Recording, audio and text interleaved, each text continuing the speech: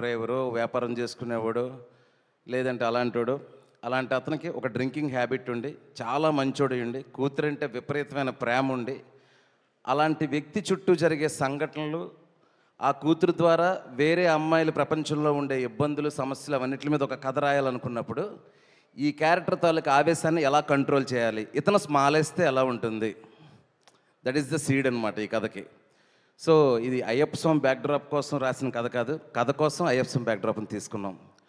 So I want to make sure that. So ఇంకోటి చెప్పాలంటే ఈ ఇరుముడి టైటిల్ ఎందుకు పెట్టాను ఏంటి అని నేను చాలా సందర్భాల్లో చెప్పాను, ఇంటర్వ్యూలో కానీ లాస్ట్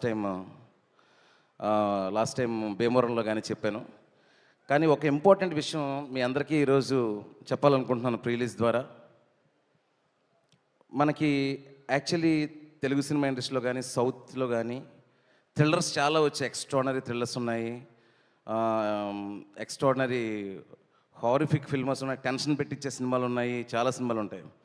కానీ నాకు తెలిసి ఒక ఇంటెన్స్ ఫ్యామిలీ డ్రామా అంటే ఒక కుటుంబ కథా చిత్రాన్ని ఇంత ఇంటెన్స్ తోటి ఇంత సీరియస్నెస్తో రావడం అనేది నా వరకు నేను ఎప్పుడు చూడలేదు. సో డెఫినెట్గా అండి, ఇది మీరు అనుకుంటున్నారేమో బయటకు అయ్యప్ప స్వామి బ్యాక్డ్రాప్ ఈ పాటలు ఇవన్నీ చూసి చాలా పీస్ఫుల్గా, చాలా లైట్ హార్టెడ్గా, అలా హాయిగా నా గత సినిమాల్లాగా, నిన్నుకోరలాగా, మజిలీలాగా అలా పైన ఉంటుందని మాత్రం అనుకోకండి. చాలా సీరియస్గా ఉంటుంది, చాలా టెన్షన్ పెడుతుంది, చాలా ఇంటెన్సిటీగా ఉంటుంది. లాస్ట్ ఒక 40 minutes అయితే మిమ్మల్ని ఒక హ్యూమన్ డ్రామాలో ముంచేస్తుంది సినిమా, that is for sure.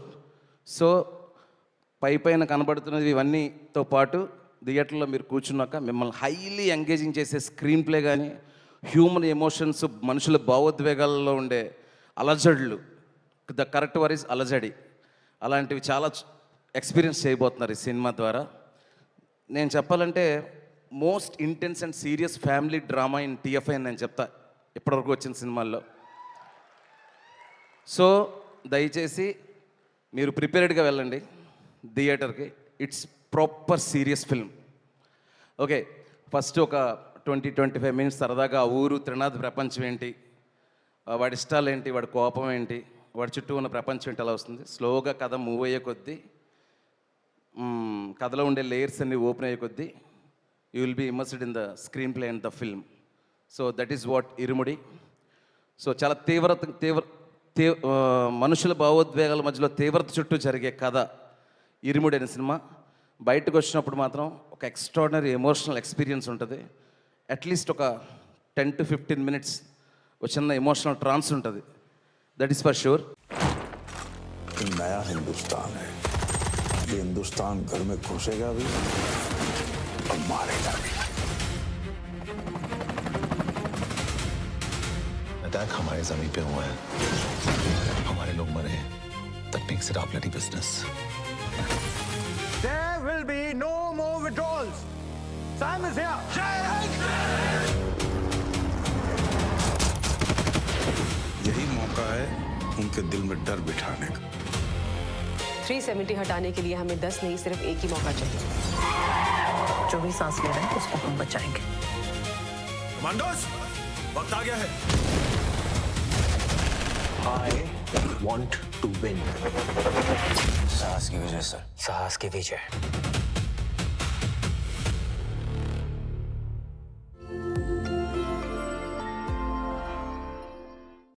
First రవణ మీ గురించి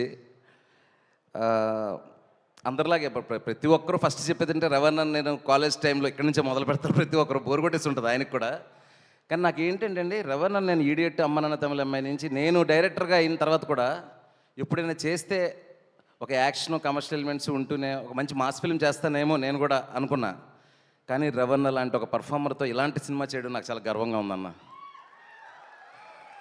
అంటే మొన్న ట్రైలర్ వచ్చిన తర్వాత అందరూ రవణని ఇలా చూపించారు, అలా చూపించారంటే దట్ ఈస్ ఫైన్. ఒక ఆడపిల్లని కాపాడే పాత్రలో రవణని ఇంత ఇంత ఇంత క్యారెక్టర్కి స్టిక్ చేసి అలా చేసావు శివ, ఆల్ రెస్పెక్ట్ యూ అని చెప్పినప్పుడు నాకు అది కిక్కిచ్చింది అన్న నాకు. యా, సో దాని తర్వాత ఏంటంటే ఫస్ట్ కట్టు సాంగ్ అయినప్పుడు నేను చెప్పా అన్న షర్ట్ ఆయనకు తెలియదు ఈ మాలలు, స్వాములు ఎలా ఉంటారు అనేది అంత ఐడియా లేదు.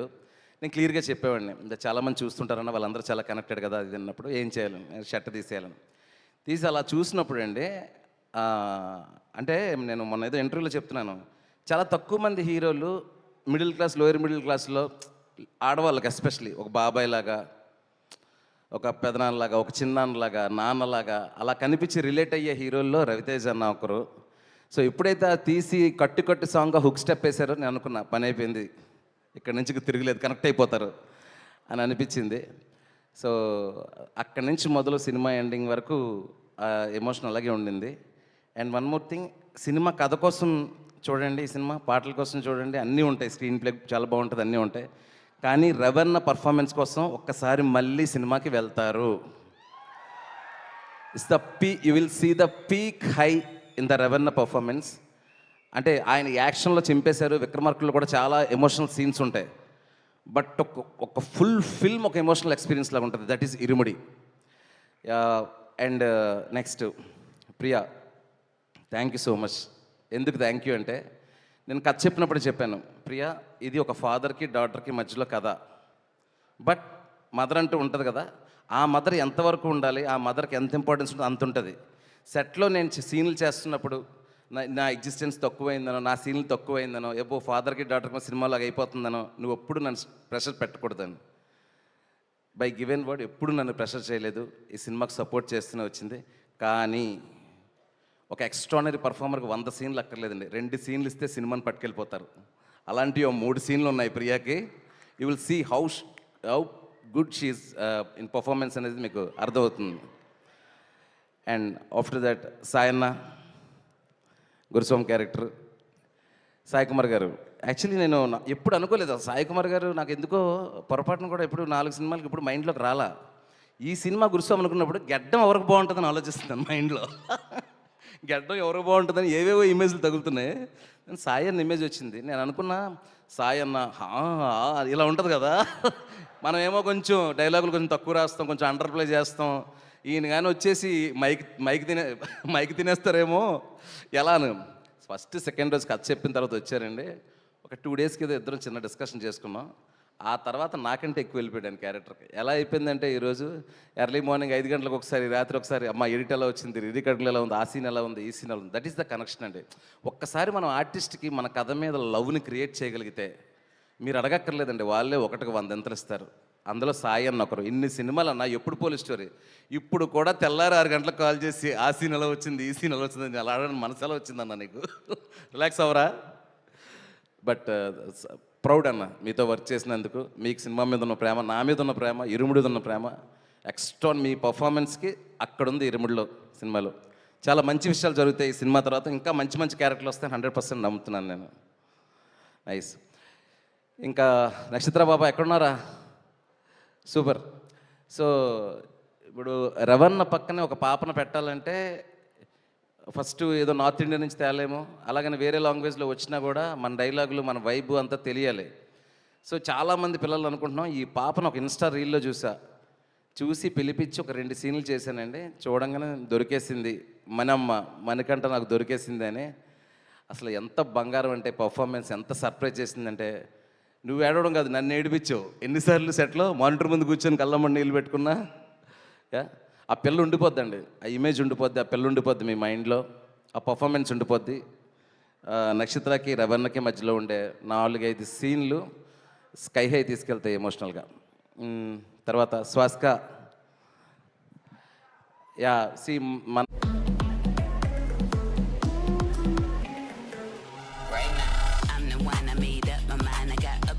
to the furthest sun. Check my shoes, I've been gone for my chucking on, now the rubber's gone. Like a wrecking ball, busting through like a wrecking ball. Bang bang boom boom, chicka boom chicka boom. Bang bang boom boom, I'm coming through. Bang bang boom boom, chicka boom. Ajay Ghosh గారు నా మొత్తం ఇందాకన్నాను కదా ఇరుముడి so serious film అని. మొత్తం serious film నాకు సెట్లో comedy ఏంటంటే అజయ్ అన్నతోనే నాకు రిలీఫ్.